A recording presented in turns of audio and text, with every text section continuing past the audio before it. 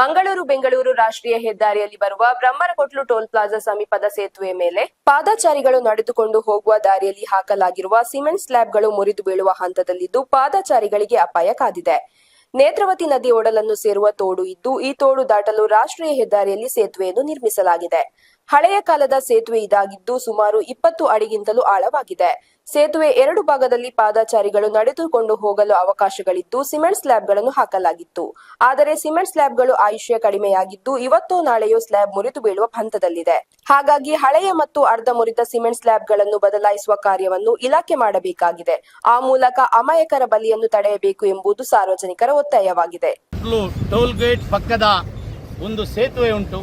ಆ ಸೇತುವೆಯ ಫುಟ್ಪಾತ್ನಲ್ಲಿ ಸಾರ್ವಜನಿಕರು ನಡೆಯುವಂಥ ಒಂದು ಫುಟ್ಪಾತ್ ಈಗಾಗಲೇ ಹೊಂಡಮಯವಾಗಿ ನದಿಗೆ ಬೀಳುವಂಥ ಒಂದು ವ್ಯವಸ್ಥೆ ನಾವು ಈಗಾಗಲೇ ಕಣ್ಣಲ್ಲಿ ಕಾಣ್ತಾ ಇದ್ದೇವೆ. ಇದನ್ನು ಕೂಡಲೇ ಸರಿಪಡಿಸಬೇಕು.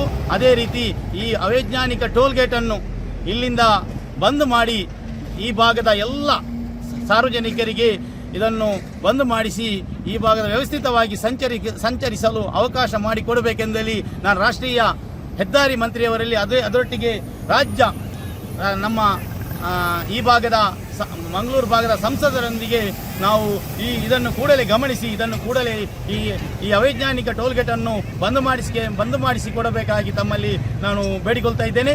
ಅದೇ ರೀತಿ ಇದೊಂದು ಅವೈಜ್ಞಾನಿಕ ಟೋಲ್ಗೇಟ್, ಇಲ್ಲಿ ಸರ್ವಿಸ್ ರಸ್ತೆ ಇಲ್ಲ ಒಂದನೇದಾಗಿ.